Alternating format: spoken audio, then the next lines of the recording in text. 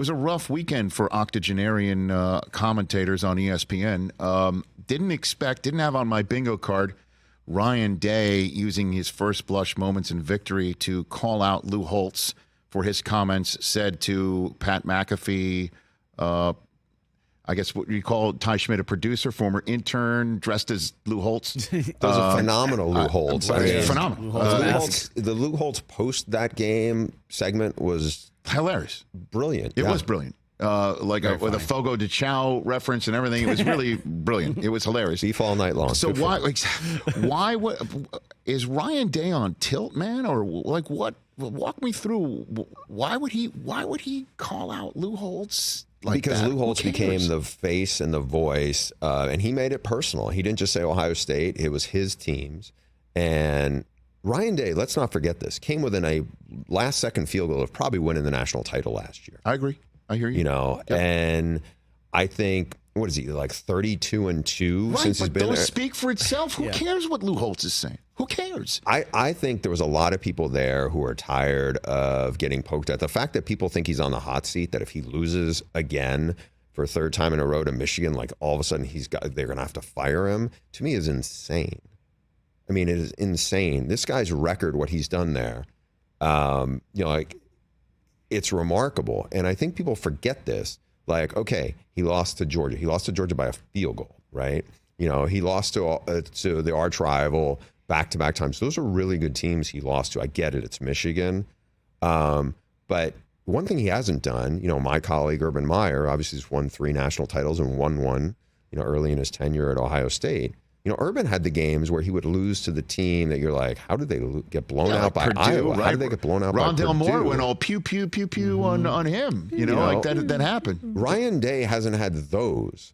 So it's like, do you get more ticked off because your team loses to the arch rival? Yes. But, I mean, to make it out like, again. No, I'm with you, but what's going on in his skull right now? I think he's a guy who's gotten poked at. Is he reading message boards? No, I don't think so. But I definitely think they feel the heat of all the chatter that has been around from the game last year in Columbus. Is Gene Smith putting the heat on? Gene Smith's about to leave. I know that. So I just think it's all the fans, not all the fans. I think it's a big chunk of the fans, but I think it's also a big part of the media discussion, right? And the fact that Lou Holtz went on, Pat McAfee has a huge platform and a huge microphone, right? And it's like Lou Holtz, is like, it's a gag segment. Like he was talking to a guy in an old man mask. How often do coaches? Like, what are we doing here? How often do old coaches, rip other coaches?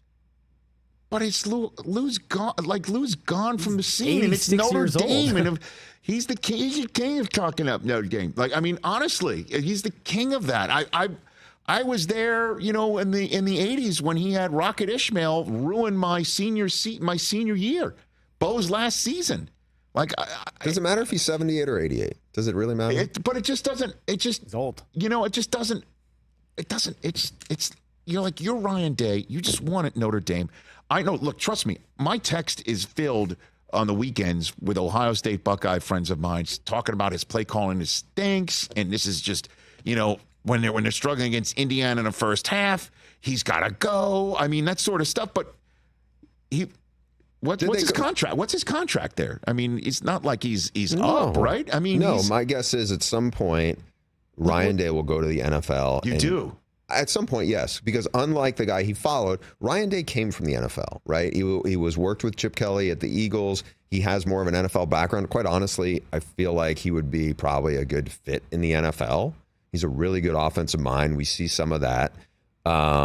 He's well thought of by his players. It's not a guy that people don't think, The other thing, and again, I brought this up on the Audible, our own podcast a couple of days ago, was Ryan Day, and I'm not saying what I'm about to say should excuse him from any criticism, but is one of the few coaches in college football who I feel like has opened himself up and jumped in on a really important cause of mental health and has put his money where his mouth is, literally.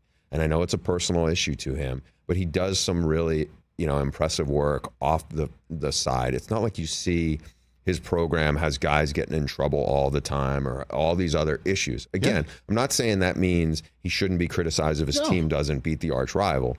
But there's, if I'm if I'm an Ohio State fan, I'm like, man, this guy, I get it. He followed Urban. He took some of the best parts of Urban's program, the strength program, Mickey Marotti, the recruiting piece, some top assistants.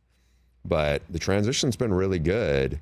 I think he's, if there's somebody who's going to get you a national title, he's the guy. He almost did last year. He almost did last year. They were the ones that could have been in Los Angeles taking on TCU on that rainy night here and boat raced, TCU. Frogs, And by the way, I mean, how delicious would that have been for them? Michigan lost to this team, and then they're the ones who hoist the trophy, against TCU. Still would have been a little bittersweet. I mean, it would have been a nightmare for me that Michigan actually beats Ohio State. They still make it and then win it all against That's the your team own fault, that boat race. That's your own fault. This name is the show's the Rich Eisen Show, Bruce. I get it. Hey, look, I remember you and your son there, and I remember everybody was very confident, maybe too confident. I wasn't strutting into the stadium, Bruce. I wasn't strutting around. I was nervous as a cat because I'm always waiting for the trap door to open. Catch the Rich Eisen Show every single day on the Roku channel, 12 to 3 Eastern, for free.